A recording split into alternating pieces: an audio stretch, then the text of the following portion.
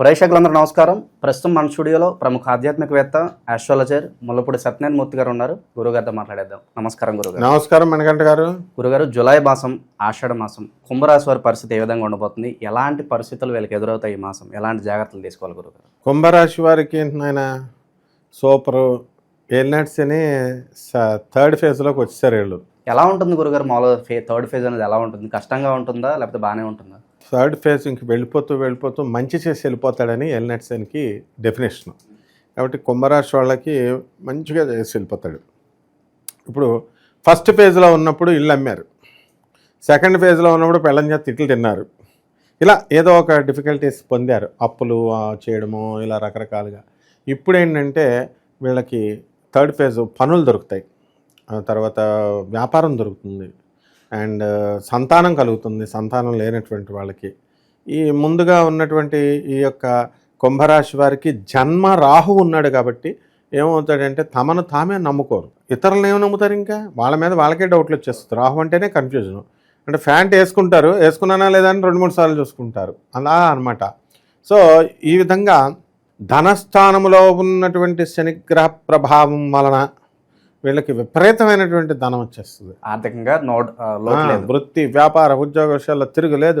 డిఏలు అరియర్స్లు అన్నీ తెగొచ్చేస్తాయి. వ్యాపారాల దగ్గరికి వచ్చేసి ఇనప బిజినెస్, తర్వాత ఈ యొక్క ఎలక్ట్రికల్ షాప్స్, హోటళ్ళు, రెస్టారెంట్లు, పబ్బులు, మొత్తం ఇవన్నీ కూడా ధూమ్ధామ్గా వాళ్ళు బ్రహ్మాండంగా చేసుకుంటారు. కర్రల వ్యాపారం వాళ్ళు, తర్వాత ఈ యొక్క కర్రీ పాయింట్ పెట్టుకున్నా కూడా చాలు, బోల్డంత డబ్బులు అనమాట.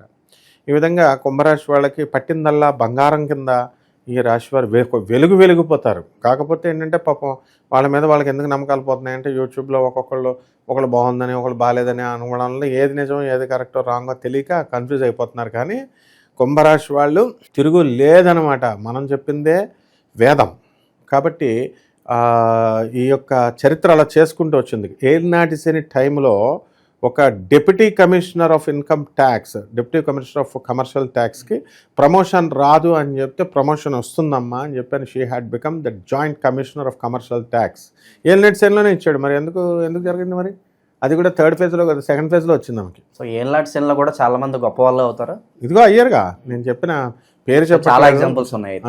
చాలా మామూలు చిన్న పోస్ట్ కదా ఆమె, చాలా పెద్ద పోస్ట్ ఆమె, చాలా simple women and great women. అలా చాలామందికి అనేకమైనటువంటి ఇవి లాభాలు శనీశ్వరుడు చేస్తాడు. తప్పు వీళ్ళు ఏం చేశారంటే యముడినేమో దక్షిణ వైపు దండం పెడితే యముడు వచ్చి తీసుకుపోతాడని యముడికి దండం పెట్టకుండా చేశారు. శనీశ్వరుడు పట్టేసుకుంటాడని చెప్పేసి శనికి అభిషేకాలు చేసి కాలు కడిగేసుకోవాలా, బట్టలు అక్కడ వదిలేయాలా, చచ్చిపోయిన శవాన్ని చూసి ముట్టుకుంటే బట్టలు తడిపేయాలా, ఇట్లా పిచ్చి అన్నీ పెట్టారు. కాబట్టి దానివల్ల వీళ్ళు దెబ్బతింటున్నారు తప్ప అసలు నిజం చెప్పాలంటే కుంభరాశి వాళ్ళు ఏం చేయాలి తెలుసు? అసలు ఎవరితో మాట్లాడకూడదు, మౌనవ్రతం ఉండాలా. కారణం ఏదన్నా వీళ్ళు డెసిషన్ తీసుకున్నా వీళ్ళు మనసులో ఉంచుకోవాలి, ఎక్కువ స్ప్రెడ్ చేసుకోకుండా చేస్తే ఇతరులతో మాట్లాడితే ఏమవుతుందంటే అందులో విశేషించి ఏలినాటి శని సమయంలో వాళ్ళ నెగిటివిటీ అంతా వీళ్ళకి వచ్చేస్తుంది, వీళ్ళ పాజిటివిటీ అంతా వాళ్ళకి వెళ్ళిపోద్ది. ఇది నేను చెప్పింది కాదు, కావాల్సి పరమహంస యోగానందుల వారి పుస్తకం అండ్ ఆటోబయోగ్రఫీ ఆఫ్ యోగి, ఒక యోగి ఆత్మకథ ఎవరో వీడియోలు తీసి పెడుతున్నారు అమ్మ. కాబట్టి అందులో మా పరమహంస వారు స్వయంగా ఆయన వర్డ్స్లో చెప్పినటువంటిది అనమాట. ఏలినాటి శని సమయంలో మౌనంగా ఉండాలా, అసలు బ్రహ్మచర్యం పాటించాలా. వీళ్ళు 2.5 సంవత్సరాలు కూడా పెళ్ళానికి దూరంగా ఉండాలి. వీళ్ళు ఈ సాధన చెయ్యాలి. సో జపం శనీశ్వరుడు కంటే గొప్పవాళ్ళ శనీశ్వరుడే. ఆయన భార్య శోభనంగా పక్కన రెడీ పెట్టి ఆయన ఉంటే జపం చేసుకుంటా ఉన్నాడు. సరిగ్గా శివుడు ప్రత్యక్షమైపోయాడు, వరాలు తీసుకున్నాడు.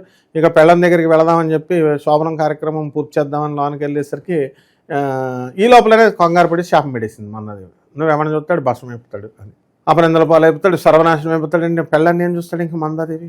ఆ విధంగా ఈ ఏలినాటి శని జరుగుతున్నది. కాబట్టి కుంభరాశి వాళ్ళు ఎవరింటికన్నా వెళితే వాళ్ళ పని మటాష్.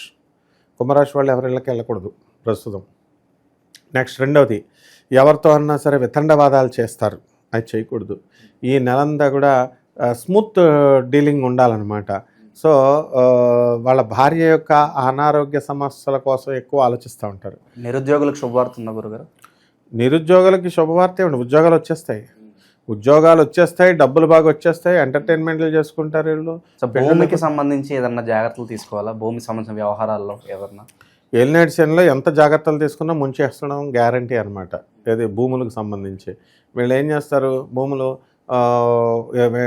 ఒక పెద్ద ప్రముఖమైనటువంటి బిల్డరే ఎంతో జాగ్రత్తలు తీసుకుని కొన్ని 100 ఇళ్ళు కట్టినోడే ఒక బ్రోకర్ గాడి అంటించిన డూప్లికేట్ భూమిని కొనేసాడు. సో ఇది ఏలినాటి శని సమయాల్లో ఇలాంటి పొరపాట్లు జరగడానికి అవకాశాలు ఉంటాయి. వీళ్ళు ఎన్ని జాగ్రత్తలు తీసుకున్నా వేస్ట్. మొత్తం మీద మాత్రం భూమికి సంబంధించి నష్టపోవడానికి అవకాశాలు ఉన్నాయి. అలాగే ఒక స్త్రీ వల్ల కూడా ఏదన్నా ఇబ్బందులు వస్తాయంటే సడన్గా మన లైఫ్లోకి ఎవరో వస్తారు, వాళ్ళ వల్ల కుదిరితే విపరీతంగా మనం ఒక మెట్టు పైకి ఎక్కుతాం, లేదంటే కింద పడిపోతాం, డౌన్ఫాల్. ఇలాంటి సందర్భాలు ఏమైనా తగులుతాయి అంటారు? ఒక భార్య తప్ప ఇతర స్త్రీ పరస్త్రీ ఎవరు వచ్చినా సరే కలిసి రావడం అనేది అబద్ధం. అది అట్లాగా సరదాగా కోసం జ్యోతిషాల్లో పూర్వం నుంచి అలా చెప్పేవారు.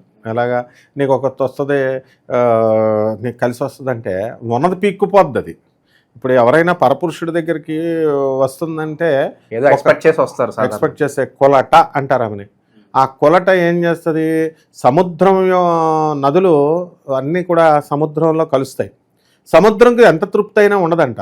అలాగా ఒక విటుడు కొలట దగ్గరికి వెళ్ళినప్పుడు ఆ కొలటని మనం తృప్తిపరచలేమంట. ఒక డైమండ్ నెక్లెస్ అడుగుద్ది, వీడు ఎక్కడ తెచ్చిస్తాడు.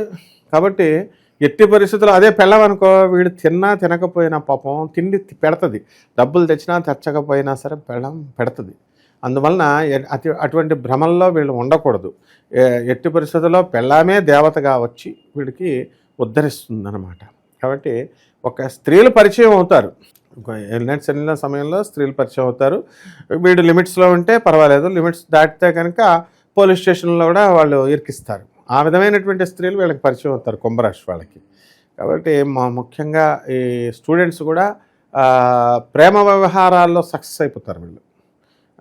తర్వాత నెక్స్ట్ ఉద్యోగాల్లో సక్సెస్ అయిపోతారు. గురుడు 5వ ఇంట్లోకి వచ్చాడు, అందువల్ల అన్ని శుభాలు, సంతానం కలుగుతాయి. అండ్ పెళ్ళిళ్ళు కానిటువంటి వాళ్ళకందరికి కూడా పెళ్ళిళ్ళు ఇవన్నీ కూడా చాలా తొందరగా అర్లీగా జరగకపోవడము, ఆ షేర్స్ స్టాక్స్ ఎక్స్చేంజుల్లో ఇలాంటివి పెట్టినవన్నీ కూడా మంచి రేట్లు రావడం, ఇలాంటివన్నీ జరుగుతాయి అన్నమాట.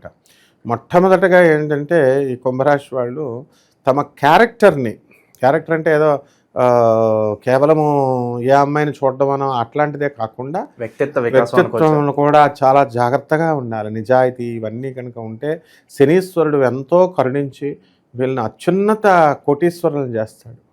ఇప్పుడు అయినటువంటి వాళ్ళు అందరూ అలాగే అయ్యారు కోటీశ్వరులు.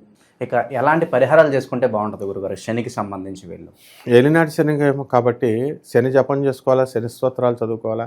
శనికి కిలోంపావు నల్ల నువ్వుల్ని, నల్లని వస్త్రాన్ని ఇచ్చి పేద బ్రాహ్మణులకి శనివారం నాడు ఉదయం 8 గంటలకు దానం చేసుకోవాలా.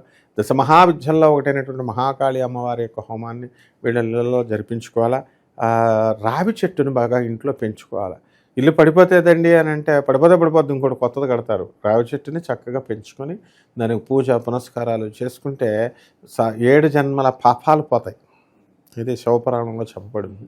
కాబట్టి జాగ్రత్తగా మనకి ఓం శనేశ్వరాయ నమః అంటూ చేసుకుంటే సరిపోతుంది. ఓవరాల్గా కుంభరాశి వాళ్ళకి ఈ జూలై మాసం ఏ విధంగా ఉండబోతుందో మీ మాటలు అద్భుతంగా వివరించారు. ధన్యవాదాలు.